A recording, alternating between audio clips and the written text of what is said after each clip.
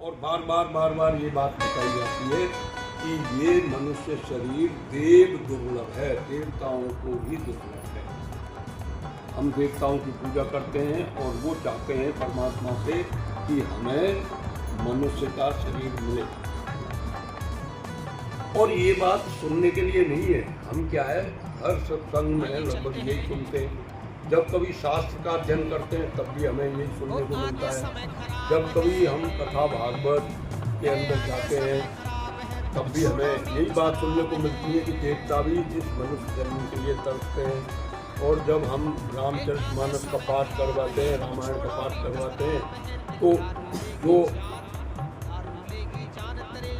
गोस्वामी जी ने चौपाई छंद में रचा है, उसमें भी इन चौपाइयों को बड़ा जोर दे करके और बड़ी लय के साथ हम ऊंची आवाज में, यानी पीए इक्विपमेंट के साथ सबको सुनाने के लिए बताते हैं कि बड़े भाग मानस तन पाओ, और बार बार इसको नाश करावेगी, दारू तेरा नाश करावेगी।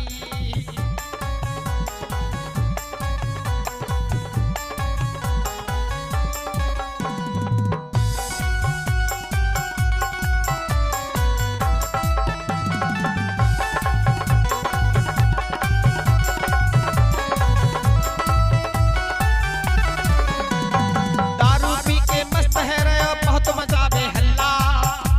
ए दारू पी के मस्त है रहे हो, बहुत मचावे हल्ला। लेकिन जब ग्राउंड पर देखने को असर मिलता है इसका, तो ऐसा महसूस नहीं होता है कि कई तो ये कहते हैं कि बार बार यही बात तो बताते हैं कि बड़े भाग मानस तन पावा, बड़े भाग। अब वो इसकी अहमियत ही नहीं समझते। अरे जिस दिन इसकी अहमियत समझ जाओगे उस दिन तो कल्याण हो जाएगा। तो भाग्यशाली तो हम उसी दिन हो गए जिस दिन हमको ये मनुष्य शरीर परम पिता परमात्मा ने दे दिया, उसी दिन हम। और ये जो अवसर हमको मिल रहे हैं, ये अवसर हमको अपनी मर्जी से नहीं मिल रहे हैं। हम क्या सोच रहे हैं कि हम अपनी मर्जी से चल के आए? हम अपनी मर्जी से चल के नहीं आए। जब उस परम पिता परमात्मा की एक विशेष दया की धार हमारे ऊपर आई, तब हमारे मन में ये विचार उठा कि चलो भाई, आज 17 तारीख है और आज 17 तारीख को मुरारी जी के यहाँ गुरु चर्चा होगी और हम उस गुरु चर्चा को सुनने के लिए चल। इसकी तू आस करे मरघट में पास करे, इसकी तू आस करे मरघट में पास करे, जावे गो जीवन तेरो यही है जतानी में।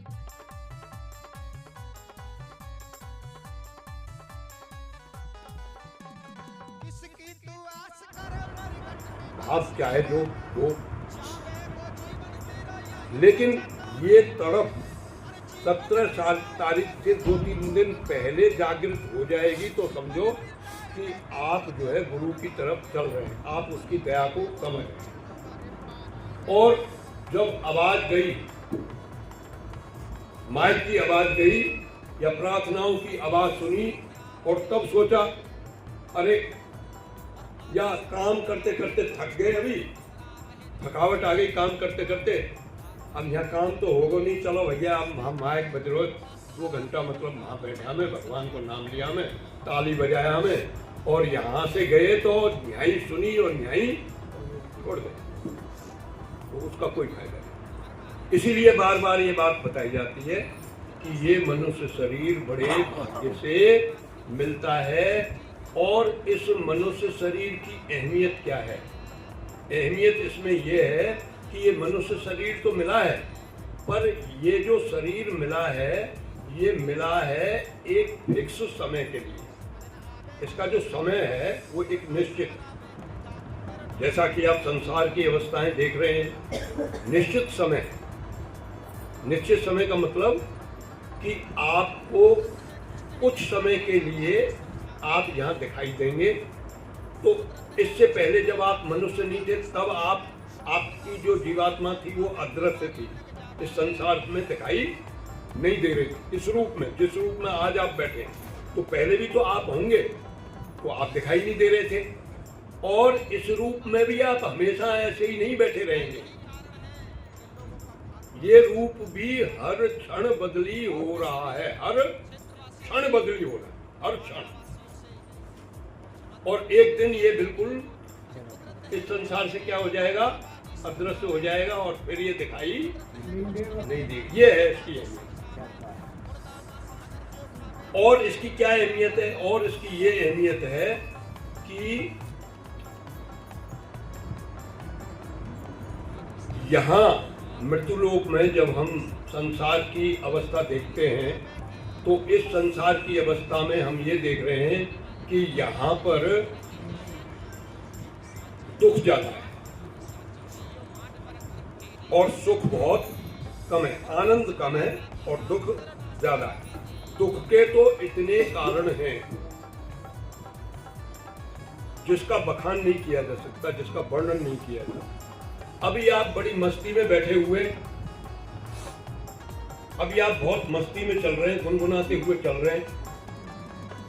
अभी की बात बता रहा हूं मैं। अब जो वातावरण चल रहा है, आप बड़ी मस्ती में गाए हुए जा रहे हैं और कटर चल रही है सरसों की। उस खेत को आप जानते हैं। आपने कहा भैया कै बोरी है गई? 8 बोरी। हाँ 8 बोरी, इतनी कहाँ क्या है वो बोलना रे, मन ही मन में कह रहे कि हम 8 बोरी कहाँ कह गई। दुख आ गया, बुलाया किसी ने, आ गया अपने आप। तो ये तो संसार दुखों का ही है। बहुत सारे तरीके हैं। हम दुख किसको समझते हैं? हम दुख इसको समझते हैं कि अभी गर्मी लगी तो गर्मी से हमारा शरीर तप रहा है, हम इसको तकलीफ समझते। अरे ये तो कुछ तकलीफ नहीं है। आपने देखा होगा कि साधु संत जो तपस्या करते हैं हिमालय में, ठंडी जगह पे या गर्म जगह पे, या कई पानी के अंदर जो है सर्दियों में खड़े हो जाते हैं, तो उनको क्या तकलीफ होती है? हमें देखने में तो ऐसा लग रहा है कि बहुत ज्यादा तकलीफ है, लेकिन उनको तकलीफ नहीं है। क्यों? क्योंकि उन्होंने अपने शरीर को उसी प्रकार से ढाल लिया, वो उस चीज को सहन करना उन्होंने शुरू कर दिया। तो ये हमारा शरीर को आप जितना तितिक्षु बनाएंगे, तितिक्षु एक सन्यासी का धन होता, संपत्ति। तितिक्षा का मतलब है गर्मी, सर्दी, भूख, प्यास, इसको सहन करना। ये कोई तकलीफ नहीं है। सबसे बड़ी तकलीफ तो ये है कि राग और द्वेष का, राग और द्वेष, जब हमारे मन में राग और द्वेष की भावना हो जाती है, तो ये सबसे बड़ा दुख। आप किसी से बहुत ज्यादा अत्यधिक प्रेम करते हैं, तो जब आप अत्यधिक प्रेम करते हैं और उससे जैसे ही बिछो हो जाता है, तो आपको असहनीय पीड़ा होती है। जिससे आप प्यार करते हैं और उसका मतलब उसके साथ में कोई दूसरा बन जाए, तो आपको बहुत ही ज्यादा पीड़ा होती है। वो है सबसे बड़ा दुख, और इस दुख का कोई छुटकारा नहीं है। तो इसी दुख का छुटकारा दिलाने के लिए संत महात्मा यहाँ आते हैं और वो कहते हैं कि भाई देख, आप 84 लाख योनियों में ये जीव को हटाया हुआ है यहाँ काल भगवान। 84 लाख योनियां आप सब देख रहे हैं, पेड़ पौधे हैं, वनस्पति है। ये 30 लाख योनियां है, पेड़ पौधों की और वनस्पति की 30 लाख योनियां। और कीड़े मकोड़ों की यूनियन बताई है 27 लाख और 14 लाख यूनियां बताई है जल के जीवों की जो अंडे से पैदा होती, और 9 लाख यूनियां बताई है जो अंडों से पैदा होते हैं इस स्थल पर।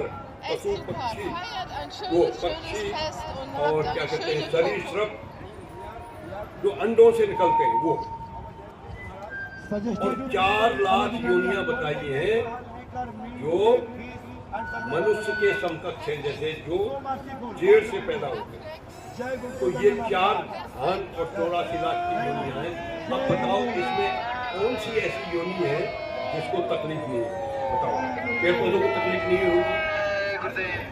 ये आंधी जो आती है तो क्या पेड़ पौधे डरते नहीं है? आपको तो ऐसे लगता है इनको कोई डर नहीं लग रहा, लगता है नहीं लगता है भाई? अभी आंधी आई, आंधी का बना तो आप क्या करेंगे? अपने घर में घुस जाएंगे, चलो भैया आंधी आ रही है, चलो भैया आंधी आ रही है, भागो। अभी पेड़ पौधे कहाँ जाएंगे? कहाँ जाएंगे? इनको तकलीफ नहीं है इसका मतलब, इनको कोई तकलीफ नहीं है। ये वैज्ञानिक सिद्ध कर चुके हैं कि इनको भी उतनी ही तकलीफ होती है जितनी आपको पीड़ा हो, उतनी। तो ये कितनी गर्मी सर्दी और सहन करते हैं, लेकिन ये सब क्या है? भोग योनि है। इन्होंने कर्म ऐसे किए हैं, परमात्मा ने इनको इस योनि में डाला हुआ है, इनको भोगना ही पड़ेगा। ये भोग योनि है। इसी तरीके से कीड़े मकोड़े हैं, रोज मर रहे हैं, रोज पैदा हो रहे हैं, रोज मर रहे हैं, उनको भी वही तकलीफ, जन्मने की मरने की वही तकलीफ। आप देख रहे हैं कोई उनमें दया करता है? तो कीड़े मकोड़े को कोई दया कर रहा है क्या? और जब से कलयुग में ये गाड़ियों का संचालन हुआ है, गाड़ियों का संचालन, पहले तब भी पैदल वगैरह जाते थे, तो जैन मुनि आपने देखे होंगे कि वो नंगे पांव चलते थे। और जैन मुनि, जैन धर्म में आपने देखा होगा कि जब चौमासे आ रहे हैं, चातुर्मास बोलते उसको चौमास, जब बरसात होती थी तो बरसात में आपने देखा होगा कीड़े मकोड़े ज्यादा निकलते हैं, तो वो चातुर्मास करने के लिए वो भ्रमण करना बंद कर देते थे। एक जमाना तो वो था, और एक जमाना अभी ये हो गया कि साधु संत भी जिसको जरूरत नहीं है वो भी यूँ सोचेगा कि मेरे पास भी मोटरसाइकिल हो और 4 पहिया की गाड़ी हो, हमें मैं बैठ के चलूं, भाई कोई चिंता ना है। नीचे बाकी बिन पहियान के नीचे कितने कीड़े मकोड़े मर रहे हैं। वैसे तो तपस्वी बाना पहन रखा है, वो तो बाने की भी लिहाज नहीं कर रहा है। तो मेरा कहने का मतलब ये है कि उन कीड़े मकोड़ों को कितना दुख है। आप किसी चींटी या चींटे को थोड़ा रोको आगे से, आप प्रैक्टिकल करके देखना, कभी रोको आप कीड़े को, किसी को, तो कीड़ा अपने बचाव के लिए चाल को क्या कर देगा? तेज कर देगा। कभी आपने कभी किया है ऐसा प्रैक्टिकल? अरे प्रैक्टिकल नहीं किया है कि कभी? भाई कीड़ा चल रहा है और आपने रोक दिया उसको, तो एकदम वो दिशा बदली करेगा और भागने की कोशिश करेगा। क्यों भागने की कोशिश करेगा? कि ये मुझे मार। तो जो मृत्यु का डर है वो सब जीवों को है, पेड़ पौधों को भी है, कीड़े मकोड़ों को भी है, लेकिन उस डर को आप दूर नहीं कर सकते। वो कीड़े मकोड़े उस डर को दूर नहीं कर सकते। क्यों नहीं कर सकते? क्योंकि वो भोग योनि है। वो कर्मों के अनुसार उनको उस योनि में डाला गया है और उस दुख को उनको भोगना ही पड़ेगा। सतगुरु की कोई खबर लाता नहीं, गम जुदाई का सहा जाता नहीं। सतगुरु की कोई खबर। ऐसे ही पशु पक्षियों को देख लो आप, पक्षियों के पीछे छोटी छोटी चिड़िया हैं, और बाज अगर ऊपर घूम रहा है तो उन चिड़ियाओं के दिल में क्या आनंद आता है, बड़ी खुशी होती है कि भैया बाज ऊपर घूम रहे है। बहुत दुख हो हैं? और कोई शिकारी पकड़ने वाला आ जाए तब क्या होगा? तब भी दुख होगा। आप देखते हो ये योनियों को, लेकिन वो कुछ नहीं कर सकते। क्यों नहीं कर सकते कुछ भी? क्योंकि वो भोग योनि, उनको कष्ट भोगना ही पड़ेगा। आज गायों की हालत तो आप देख ही रहे, जिसके लिए हम बोलते हैं कि ये तो हमारी गौ माता है और हमें इसकी पूजा करनी चाहिए, तो अभी कितने डंडे पड़ रहे हैं।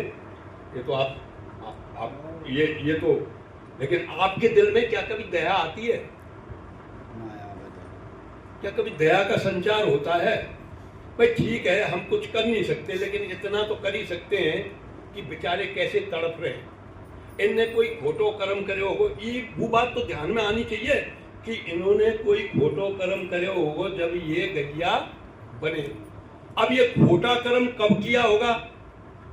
पेड़ पौधे तो कोई खोटा कर्म कर नहीं सकते, कीड़े मकोड़े कोई खोटा कर्म कर नहीं सकते, पशु पक्षी कोई खोटा कर्म कर नहीं सकते, क्योंकि ये सब योनियां क्या है? भोग योनियां, इनको तो भोगना ही पड़ेगा। अब एक ही योनि ऐसी है 84 लाख में जो खोटे कर सके और अच्छे कर सके, और वो योनि कौन सी है? मनुष्य की। अब मनुष्य की औसत आयु 100 वर्ष है। मान लो 100 वर्ष जिंदा रहने के लिए हमारे ऋषि मुनियों ने 25 साल उसको बांध दिया मनुष्य को कि 25 साल वो ब्रह्मचर्य आश्रम में रहेगा। ब्रह्मचर्य आश्रम का मतलब यह है कि वो शिक्षा ग्रहण करेगा पूरे संसार की, कि ये संसार क्या है, इस संसार की रचना कैसे हुई, इस संसार का अस्तित्व क्या है, ये संसार कैसे जन्म लेता है, कैसे फिर बढ़ता है, बढ़ते बढ़ते एक किसी पॉइंट पर पहुंचता है और उस पॉइंट के बाद में फिर घटना शुरू हो जाता है, और घटने के बाद में ये मृत्यु के गाल में समा जाता है, अदृश्य हो जाता है। तो ये शिक्षा बच्चे को ही दी जाती थी। पहले बच्चे को ये शिक्षा दी जाती थी 25 साल तक। 25 साल तक उसको ये पढ़ाया जाता था, उसको ये बताया जाता था कि इस संसार में जो 84 लाख योनियां हैं वो भोग योनियां हैं। मनुष्य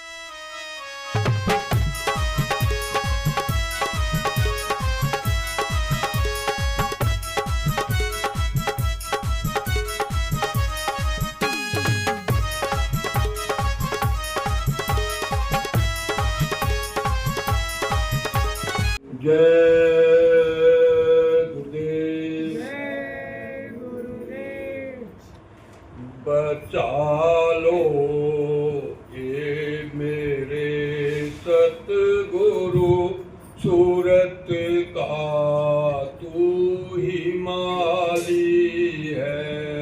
बचा लो ये मेरे सतगुरु, सूरत का तू ही माली है। दर्द की तो दवा अब तो अब जाने वाली है। दर्द की तो दवा अब तो अब जाने वाली है। उठी जब मौज कुल घर से, अगम का किया विस्तारा। उठी जब मौज कुल घर से, अगम का किया विस्तारा। अगम और अलख रच डाला, रचा सत लोक भी प्यारा। अलख और अगम रच डाला, रचा सत लोक भी प्यारा। अनंतों लोक रच डाले, शान तेरी निराली है। अनंत लोक रच डाले, शान तेरी निराली है। दर्द की तो दवा अब तो अब जाने वाली है। दर्द की तो दवा अब तो अब जाने वाली है। काल से तप करा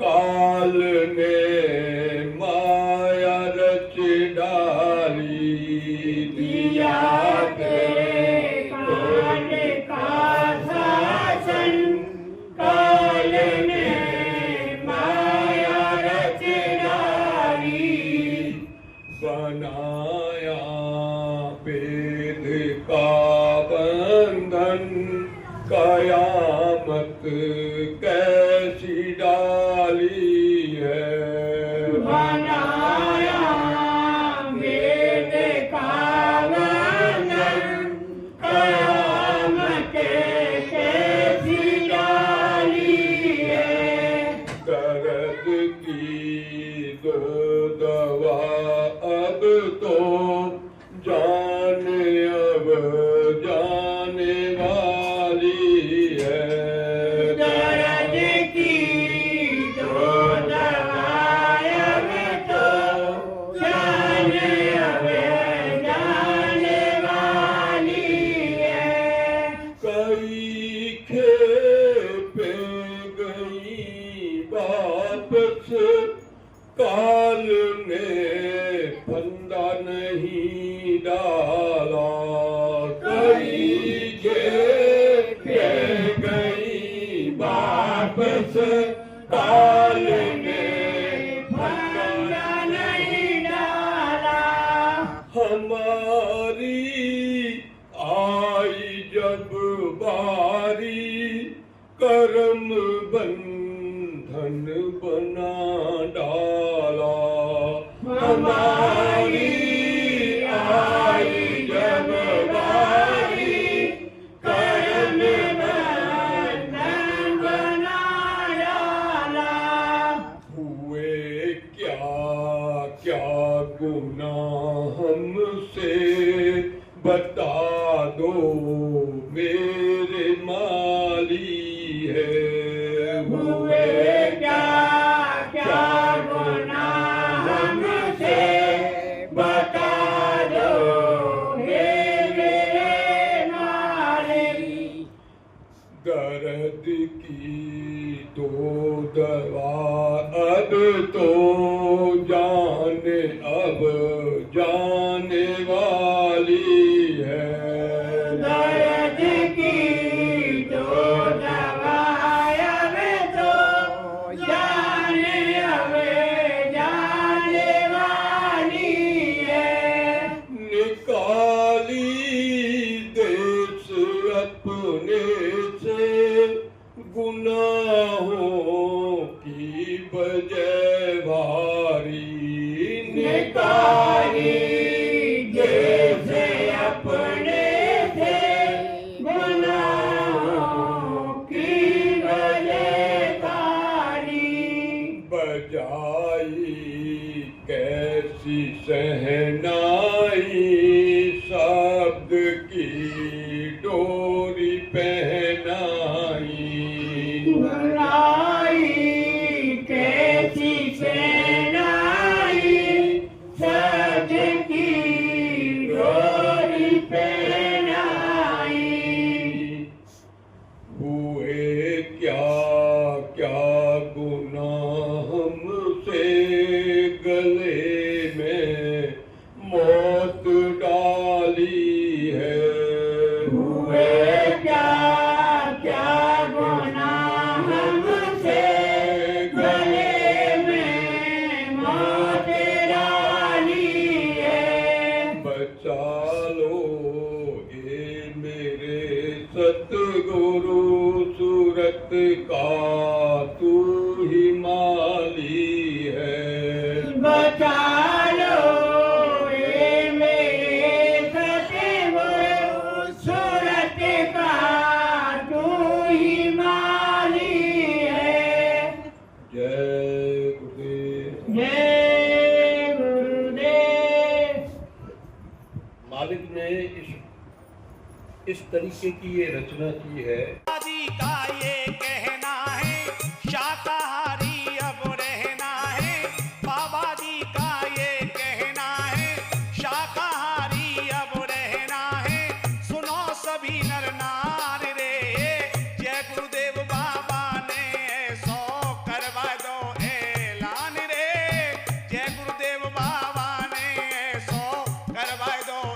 जाल फैलाया है कि यहाँ आने के बाद अगर कोई सच्चा संत सतगुरु नहीं मिला तो यहाँ केवल उलझना ही उलझना है, सुलझने का तो नाम है। इतने उलझा पूछो मत। संत सतगुरु हमारे गुरु महाराज कहते हैं कि आप मन लगा करके जिसकी पूजा करेंगे आप उसी का रूप बन जाएंगे। इसलिए बताते हैं कि अंत मति सो गति। अंत में जैसा मत विचार करके जीव यहाँ से जाता है और उसको वैसी ही गति मिलती है। नीचे वाले स्तर पर अगर हम स्वार्थ में अंधे हो जाएं, जो कि आजकल अंधे हो रहे हैं, जब हम स्वार्थ में अंधे होते हैं तो हम किसकी पूजा करते हैं ज्यादातर? हम पूजा करते हैं ज्यादातर भूत प्रेतों। भूत प्रेतों की पूजा इसलिए करते हैं कि भाई मेरे दुख है दूर कर दे और या पड़ोस को दुख दे। भाई एक ही उद्देश्य तो एक ही होता है कि मैं तो सुखी है जाऊं और पड़ोसी दुखी है जाए, ऐसा स्वार्थ होता है। तभी तो हम भूत प्रेतों की पूजा करते हैं। ये पूजा निम्न स्तर की है, बिल्कुल नीचे से नीचे स्तर, यानी नरकों की तरफ ले जाने वाली पूजा है। भूतों के बारे में तो संत महात्मा ऐसे करते हैं कि उनकी भूख कभी तृप्त होती नहीं। मुंह छोटा, पेट बड़ा। आप सोच रहे होंगे कि ऐसा बड़ा पेट होगा। अरे ऐसा बड़ा पेट नहीं, इच्छाएं अनंत। यानी इंसान के जामे में आके तो आप अपनी इच्छाओं पर शायद कंट्रोल कर भी लें, शायद नहीं, आप कर सकते हैं नियंत्रण, लेकिन नीचे वाली योनियों में जाने के बाद ये कभी भी अपनी इच्छाओं की इनकी ना तो पूर्ति हो और ना उसको ये इच्छाओं का नियंत्रण करते हैं। इसलिए कहते हैं कि इनका मुंह छोटा और पेट बड़ा। पेट का मतलब इनकी इच्छाएं इतनी है पूछो मत। और हम पूजा होने की कर रहे हैं ज्यादातर। अब पेड़ पौधों की पूजा करते हैं। अब बताइए साहब, पेड़ पौधे पूजा हमारे लायक है? आज हमारे लायक नहीं है। वो कम तत्व के बने हुए हैं, हम ज्यादा तत्व के बने हुए हैं। तो हम चाहेंगे कि पेड़ पौधों की पूजा करके हम पेड़ पौधे बने, लेकिन हम यही कर रहे हैं। कोई पीपल पर पानी दे रहा है, कोई कुछ दे रहा है। भाई कभी कभी तो ऐसा लगता है कि वो संत मत और किसी से जुड़े हुए लोग भी, मैं होलिका मैया को देखा था, उसके चारों ओर रस्सियों की धागे पीले पीले पीले पीले पीले, बनियाओं की तो मौज हुई, पता नहीं कितने पीले धागे बिके होंगे उसके पूरे। और रात में तिल्ली लगाई किसी ने और स्वाहा। एक ने सवाल किया एक महात्मा को, कि ये बताओ कि महाराज एक मंदिर तो मेरे घर में है, ये हमारी सारी स्थिति है। अरे हम गुरु महाराज के वचनों को ही बता रहे हैं और कुछ नहीं बता रहे हैं, हमारे पास बताने के लिए है भी क्या? ठीक है। तो उन्होंने कहा कि एक महाराज मेरे घर में मंदिर है और एक बाहर मंदिर है। तो हम तो आजकल देख रहे हैं सबके घर में मंदिर है और बाहर भी मंदिर है। अब इसको चले जाओ दक्षिण दिशा में तो रूडान को मंदिर और सवन के घर में मंदिर, और इसको उत्तर में चले जाओ तो कुंड को मंदिर और सवन के घर में मंदिर। आजकल कोई घर ऐसा बनावे ही ना है जहाँ में सब पहले तो चिंता करे कि भाई पानी नहीं टपके, छान ऐसी छाओ जहाँ में पानी नहीं टपके। मंदिर फंदिर की कोई चिंता नहीं, 2 खाट बिछ जाए, बरसात में पानी के बचाव रह जाए और रसोई को ईंधन सूखो रे, जाते कोई आ जाए तो आपको रोटी रह जाए। भाई पुराने घरों में किसी के पास मंदिर था, और अब घर की ज्यादा नींव हुए बादना दोनों, घर का मालिक और मालकिन ये सोचते हैं कि पूजा कौन से कोने में, पंडित जी से पूछ के आओ, जी ज्योतिष वाले से पूछ के आओ कि मंदिर कहाँ बनना है। कितको बनना, मंदिर की पहले चिंता। तो कहने का मतलब मंदिर भी है घर में, सबके में है, मेरे में भी है, सबके में, और बाहर भी मंदिर है। तो सवाल किया महात्मा से, संत महात्मा से सवाल किया कि महाराज ये बताओ कि कौन से मंदिर की पूजा अच्छी है, घर के मंदिर की पूजा अच्छी है कि बाहर के मंदिर की पूजा अच्छी है? अब महात्मा जी का जवाब बहुत लाजवाब, समझने वाली बात यह है। महात्मा जी ने कहा, अरे भैया ये 2 मंदिर तो तैने बनाए, ये 2 मंदिर तो तैने बनाए, और एक मंदिर उसने बनाया है, मालिक ने, और वो मंदिर तेरे अंदर है। पहले तू उसकी पूजा कर, जब उसकी पूजा सार्थक हो जाएगी तो तेरे घर वाले की पूजा भी सार्थक और बाहर वाले की पूजा भी सार्थक। सब द्वारों को छोड़ के मैं आयो तेरे द्वार, ओ मथुरा वाले बाबा ने मेरी ओर निहार। आइए अब इसके बारे में मुझे ये कहानी याद आ गई, आज ये छोटी सी है तो टूटी फूटी भूल रहा हूं मैं। हाँ, एक पंडित जी महात्मा जी के साथ लग गए, देशाटन पर निकल रहे थे। अब वो धूनी रमी हुई थी और वहां पर बेचारी एक विधवा औरत 2 बच्चों के साथ में आई और वो अपना दुखड़ा रोने लगी। तो जो साधु साहब, जो संत महात्मा थे, जो गुरु थे उनके, वो तो दूसरे दिन उठ के चलने के लिए तैयार हो गए। लेकिन जो पंडित था वो थोड़ा पढ़ा लिखा था, ज्योतिषी समझता था, मतलब उसको सांसारिक ज्ञान भी ज़्यादा था। तो उसने कहा कि अरे महाराज, संत ही दया नहीं करेंगे जीव पर, तो जीव का कैसे कल्याण होगा, आप तो उठ के चल दिए। अरे भाई, ये माया के बंधन है, संत को ज्यादा दया नहीं करनी चाहिए। तो बोला कि दया के बिना तो संत कसाई हुए बाबा, कि भैया देख तू कसाई मत बने, वो ये हृदय कसाई तो वे तो चले गए देशाटन को, और मान के भैया मैं तो देखो मदद करूंगा। मनुष्य का शरीर किसके लिए मिला है? परोपकार के लिए। तो वो वहां रुक गया, उन बच्चों को वो पढ़ाने लग गया। पढ़ा लिखा था तो वो विधवा औरत बेचारी पहले ही दुखिया थी। उसने कहा कि महाराज ये बच्चे तुम्हारे सुपुर्द हैं, और मेरे पास तो इतने पैसे भी नहीं है कि मैं कहीं स्कूल में इनको शिक्षा दे सकूं। आप जैसी भी शिक्षा इनको देना चाहें वैसी शिक्षा दो। तो आप दोनों शिष्यों को वो पूरी शिक्षा देने लग गया। पंडित शिक्षा देने लग गया, तो पंडित बन गया उनका गुरु। भाई दोनों बच्चे उसको गुरु मानने लग गए। अब गुरु मानने लग गए तो दोनों बच्चों ने आपस में बंटवारा कर लिया कि देख भाई,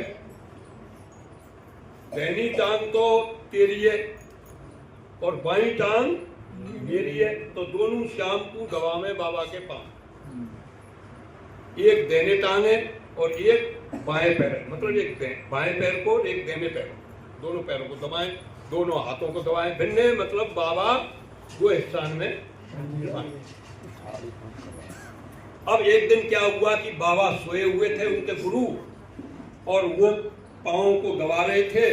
तो वो दाहिना वाला पांव नींद में बाएं वाले पांव पे जाके टिक गया। भाई नींद में अक्सर होता ही है, जब टिक गया तो जो बाएं वाला पैर सिर से दबा रहा था वो बेटा छोटे वाला, उसने वो पैर उठाया और झटके से दूसरी तरफ कर दिया, और उसकी तरफ आंख निकाली उसने कि भाई तेरे पांव में मेरे पांव की तरफ मत आने दे। अब वो थोड़ी देर के बाद में बाबा है तो नींद आ रही, बाबा ने फिर पांव उठा करके करे हुआ ने, तो अब वो तो सोए, वो बड़ो जो शिष्य है वो तो दबा के मतलब आग का सहारा था, वो सो गया। और उसने वो पांव, अभी छोटा वाला जो बेटा था वो दबा ही रहा था बाएं पांव को, और देना पांव बार बार आकर के कहा जाए बाएं पर। तो उसने कहा ये ऐसे नहीं मानेगा। वो लाया एक लठ और उसने मारा बाएं देने पांव पर जोर से मारा, तो वो एकदम उठा। कौन उठा? गुरु महाराज उठे। जब चोट तो गुरु महाराज को लगी, उसने उस पैर में क्यों मारा? इसलिए मारा कि ये जो पैर किसका है, ये दूसरे का है, ये दूसरे का पैर है। उसने पैर में चोट मारी, उठे भरभरा के, अरे नालायको ये क्या करते हो? अब वो देख रहे हो कि मेरे वाले पैर में यानी चोट मार दी। वो जलती हुई लकड़ी लेके आया और बाएं पैर में मारी जलती हुई लकड़ी। पानी के भाई बदल ले लो है हर हालत बाने भाग मारी। अब वो दोनों पाम पीट रहे शिष्य, एक देने को पीट रहा है छोटे वाला और बड़े वाला बाएं को। चोट किसको लग रही है? गुरु महाराज को।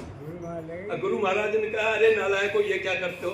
तो उनकी जो माँ थी वो बोल रही थी कि बाबा तेने ही सिखाए, ये तेरे ही शिष्य, तेरे यही हाल तो हमारा हो रहा है।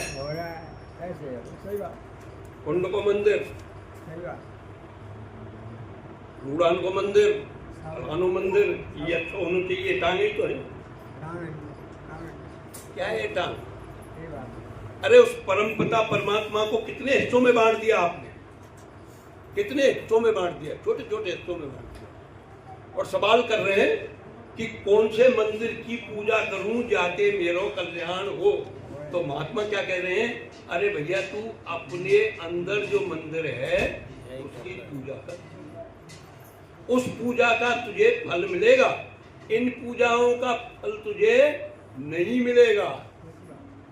पूरा संसार 3 चीजों की पूजा कर रहा है, पूरा संसार 3 चीजों की पूजा कर रहा है। एक तो जल की पूजा कर रहा है,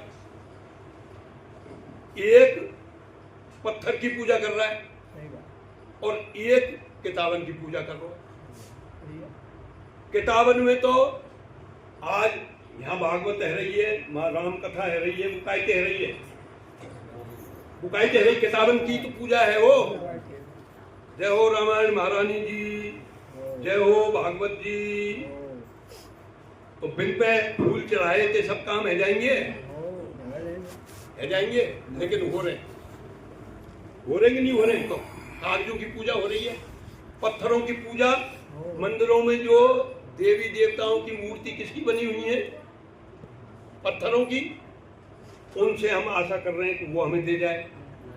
और जल की पूजा कि चलो भैया महाकुंभ में नहावे काजे, चलो भैया गंगा जी को नहावे काजे, वहां मिल जाएगा कछु, चलो भैया गंगा सागर नहावे काजे। और महात्मा करे अरे तू पहले अपने मन की पूजा कर ले, जिस मंदिर को परमपिता परमात्मा ने बनाया है।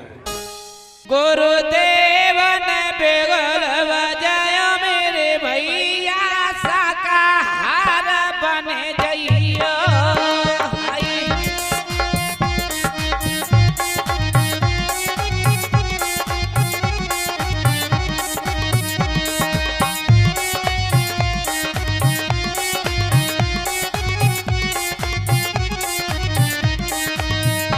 गुरुदेव ने बिगल बजाया। हमारे गुरु महाराज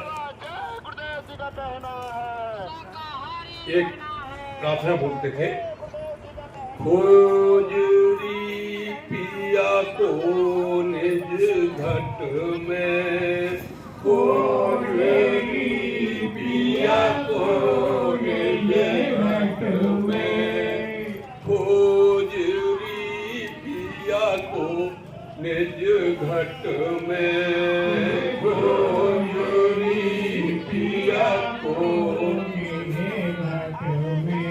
उस परम पिता परमात्मा को तुम्हारे घर के अंदर, उस परम पिता परमात्मा ने अपनी जगह को रखा। तो हमें साफ सफाई किसकी करनी चाहिए? पहले अपने खुद के घर की।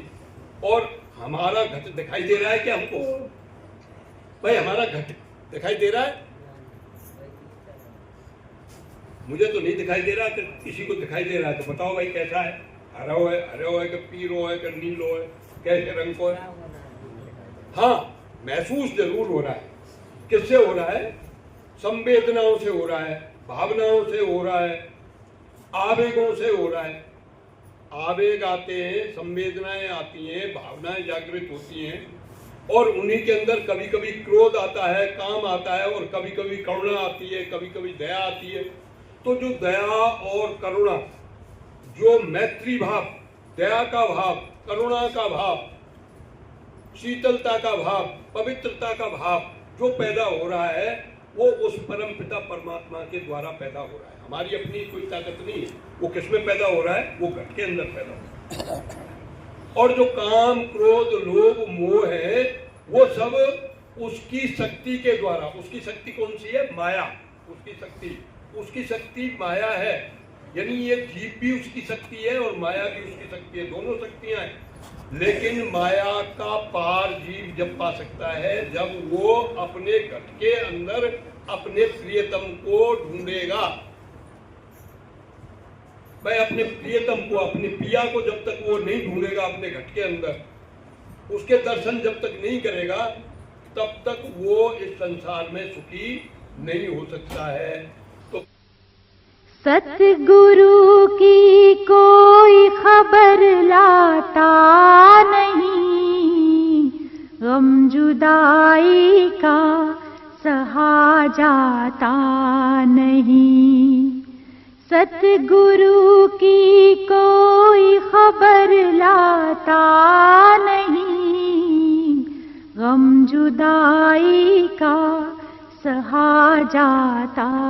तो खोजरी पिया को निज घट में, खोजरी पिया को निज घट में, जो तुम पिया से मिलना चाहो, जो तुम पिया से मिलना चाहो, तो मत भटको जग में, तो मत भटको जग में। खोजरी पिया को निज घट में, खोजरी पिया को निज घट में।